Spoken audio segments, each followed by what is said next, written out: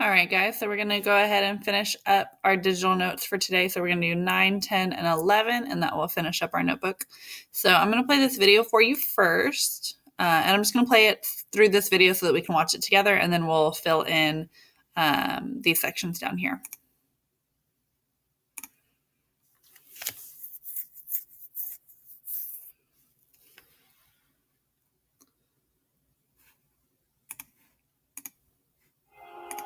Our journey starts here, in the American Southwest.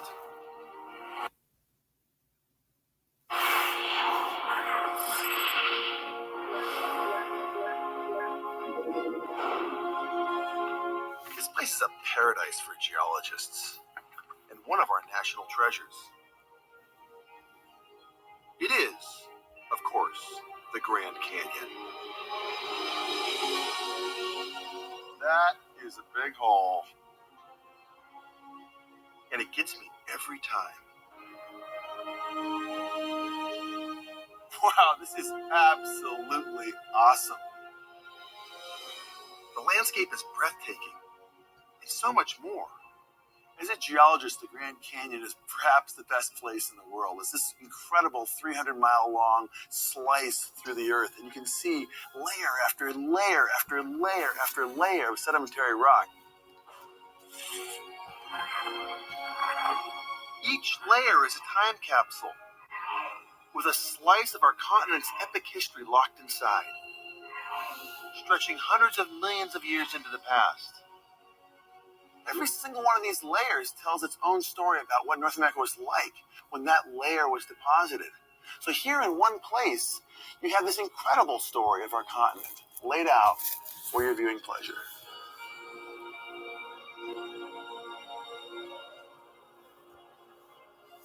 But to really tell that story, I've got to step out of my comfort zone. So you ready for a little time traveling? I'm going to rappel down the cliff to get up close and personal with these rocks. It's like I'm good to step off the edge of the Grand Canyon. I can't believe I'm doing this. I really don't like the fact you put a cactus right here. This is a moment of truth.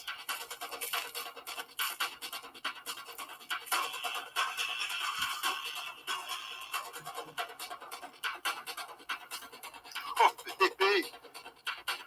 This is not the easiest thing to do, especially at 100-degree heat. But it's worth it. Every foot I descend takes me further back in time.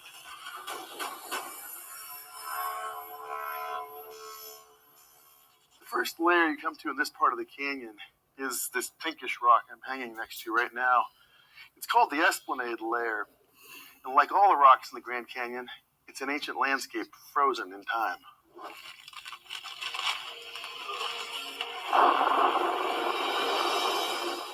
"300 million years ago, this place, and all the American Southwest, was a vast sea of sand. Hot, dry winds sculpted an immense desert landscape of endless dunes. Over time, the sand compressed and transformed into the sandstone that forms the top ledge of the Grand Canyon here today. Further down, there's evidence of a very different landscape. About 1,000 feet below the rim of the canyon, the rock changes to limestone, loaded with fossils. I've got a little fossil coral in my hand. It's fossils like this that tells us that this whole landscape was once underwater.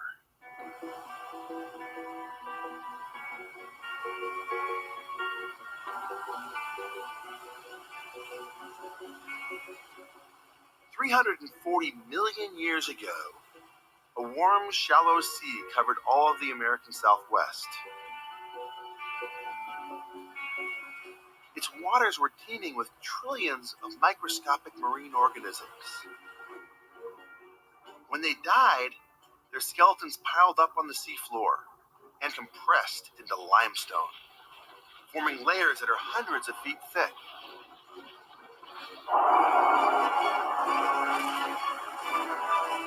And so it goes, layer after layer of rock, telling us the story of long-lost landscapes, each one once the surface of our continent. Okay, so just like fossils, sedimentary rock layers actually can tell us a lot about what the Earth used to look like, and fossils tend to be contained in sedimentary rock. So we can learn a lot about the Earth's past and what the Earth used to look like by analyzing fossils and sedimentary rock layers. And so when he was looking at the Esplanade, the type of rock that he was looking at was sandstone, right? And so what that sandstone is literally made of sand. And so that tells us that the landscape used to be a desert full of sand dunes.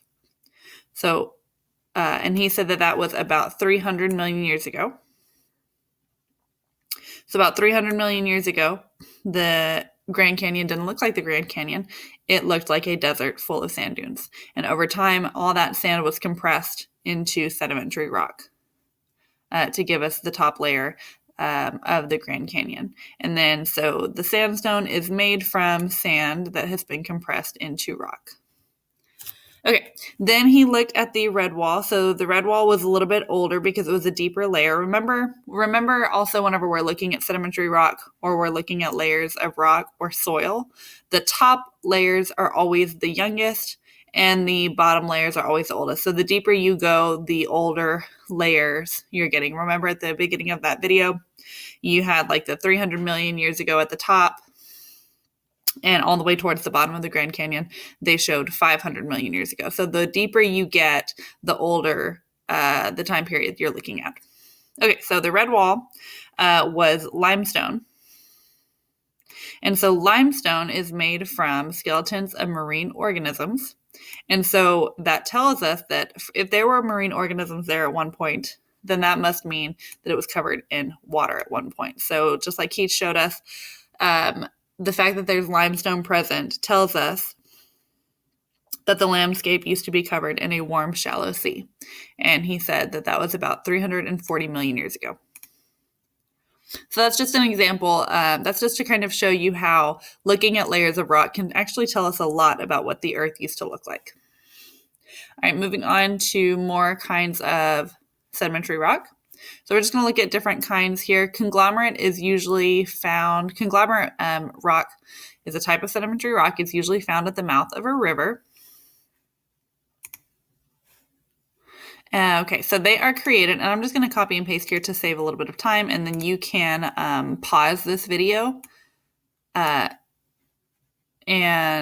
type these in. Take the time to type these in, but you'll want to pause the video. I'm going to make this a little bit bigger for you as well. Let's see if we can still see it though. Okay, so conglomerate rock is found at the mouth of rivers. So what happens is sediments are weathered and eroded and then deposited or dropped at the mouth of the river, and then they cement together in this process. The processes that create all sedimentary rocks take millions of years. So sediments are weathered and eroded, deposited over the course of millions of years, and they are cemented together because of the heat and the compaction and pressure that they're exposed to. So sandstone is, of course, going to be created anywhere that there used to be sand present. And so sandstone is created when weathered and eroded sediments are cemented together with salt water. So salt water acts as kind of the agent that helps them all stick together. And just like in the Grand Canyon, sandstone is a layer of sandstone tells you that there was either a beach or possibly a desert present at one point in the past. Okay, siltstone is very similar to sandstone. Of course, there's weathering and erosion. And then they're cemented and compacted with salt water. All right, now looking at coal. Coal is a fuel source.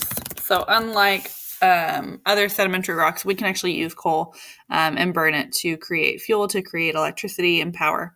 And so coal, and we're going to learn a whole lot more about coal next week. And we're going to look at all three fossil fuels next week. And coal will be one of them. So we're going to take a closer look at coal. But what you'll see next week is that coal is formed where there used to be marshes or swamplands. And so it was very wet and very humid, and there was lots and lots of plant life. And coal is actually kind of like a fossilized plant. So what happens is those plants died, settled to the bottom of the marshes, and were buried. And over millions of years, pressure and heat worked on those dead plants and turned them into coal. So dead plant materials pressed together over years and years is what we're going to go with there. All right, shale is made up of very thin layers. And basically, we're going to put very similar definitions for shale and limestone. So shale is made when, just like all sedimentary rocks, it's made when sediments are eroded, deposited, cemented, compacted, and cemented. So remember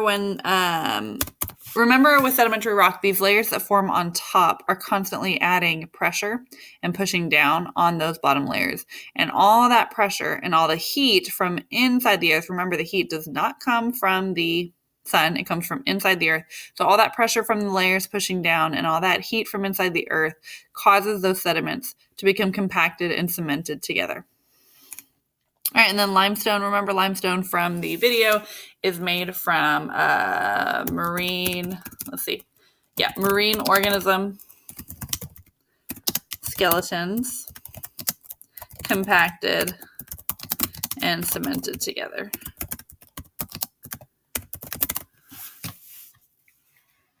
And you can make these bigger if it bothers you that they are very little.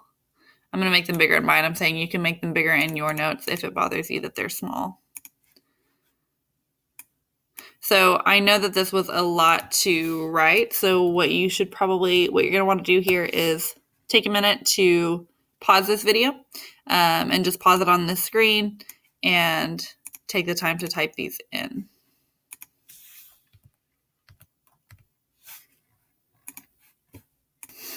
All right, and slide 11. Okay, so here we have all the processes that are present whenever sedimentary rock is being created. We have the pictures already in place, and then we have to find the definition or the description of each picture. So first you have weathering, right? So flowing water or ice or wind can cause weathering to happen. Here we have flowing water, and what happens is little bits of rock are broken off of big pieces of rock, right? Weathering is the breaking down of rock. And so those little pieces of rock get broken off and we call them sediment. Then that flowing water takes all those pieces of sediment and carries them along. So erosion, weathering breaks it, erosion takes it. So erosion is when that sediment is going to get moving. So it can't move forever, right? It's got to stop at some point. So whatever's carrying it is eventually going to run out of energy and drop it. And so that's what our deposition is. Deposition is the dropping. So the sediment was being carried by the river. Here, the river is hitting the ocean. You can see this deep body of water. And so it's hitting the ocean and losing a lot of its flow and a lot of its speed. And so it's going to drop its sediment load. And so that sediment is going to pile up over time. And that's what causes your compaction. Because right now we just have one layer, but you can see if we fast forward through the years, you're going to have layers and layers and layers building up because that deposition is constantly happening. It's always happening. So over the course of millions of years, that sediment really starts to build up. And so that's when you have your layers. And those layers have a lot of weight to them. They get really heavy. And so that puts pressure on the layers at the bottom. And so that pressure causes compaction. And so compaction is just to make something smaller. And so those layers will actually, you can see in this next picture, you can see the layers were larger and now they're much skinnier. And so that is compaction, taking something large and squeezing it down and making it smaller. That would be compaction. And then we have cementation. It's not a great picture of cementation, but it's what we have. So cementation is when the sediments actually stick to each other. The minerals in them dissolve and the sediments stick together. Okay, so now we need to match our descriptions, right? Okay, so compaction, cementation form sedimentary rocks. That would go with cementation because that is kind of the end cap. Okay, layers of sediment build up over time, pressing down on lower layers. So layers would be deposition, but the fact that it's talking about the pressing down on layers makes me think this goes best with compaction. Erosion by wind, water, ice carries sediment, so obviously that goes under erosion. Rock, soils, and minerals are broken down, so broken down tells me it would be weathering. And then let me just double check this last one. Sediment is deposited usually at the bottom of lakes and oceans, so that would go for deposition. All right, and that concludes your notes, guys. So you can go ahead and turn this digital notebook in if you want, although it's not really necessary because I can go in through my Google Drive and pull your notebooks that way and find them and see them and look over the work that you've done. So not really necessary to turn these in unless you just want to, but we are done with the notes in this notebook now. So you'll use these digital notes for your open note quiz today.